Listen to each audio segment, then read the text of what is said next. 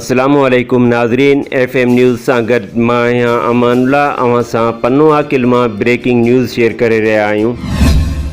जमियत उलमा इस्लाम तालका पन्नो आकिल जे जमायत तरफ़ां मुकमिल खुलियल लफ़्ज़नि में समाजी बुराइनि ख़िलाफ़ एहतजाजी रैलियूं निकिरण खां बाद समाजी बुराइनि आकड़ा पर्ची जे दुकाननि जा फुटेज अवां सां शेयर कयूं पिया।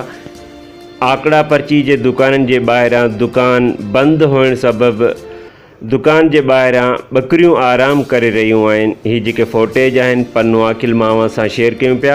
आकड़ा पर्ची जा दुकान मुकमिल बंदि नज़र पिया अचनि। जमियत उलमा इस्लाम तालका पन्नो आकिल जे कारकुननि ऐं अॻुवाणनि जे एहतजाजी रैलियुनि बाक़ाइदा जेको आहे रंग लातो। आकड़ा पर्ची जा दुकान बिल्कुलु बंदि, दुकान जे ॿाहिरां जुआरियुनि जे बदिरां जेको आहे ॿकरियूं नज़र थियूं अचनि। जमियत उलमा इस्लाम तालका पन्नो आकिल जे बहितरीन ऐं जाइज़ एहतजाजनि जा जेके रिज़ल्ट आहिनि उहे अचणु शुरू थी चुका आहिनि।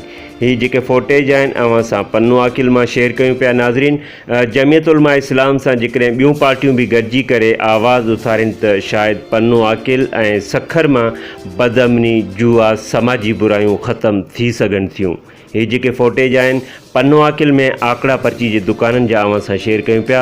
ॿाहिरां ॿकरियूं बीठियूं आहिनि ऐं ताला लॻल आहिनि, दुकाननि जे जेके शटरनि खे ताला लॻल आहिनि। ही फुटेज अवां सां शेयर कयूं पिया। बहितरीन ख़बर आहे, जमियत उलमा इस्लाम खे अवाम दुआऊं ॾेई रही आहे। ही पन्नो आकिल जा जेके आहिनि फुटेज अवां सां शेयर कयूं पिया।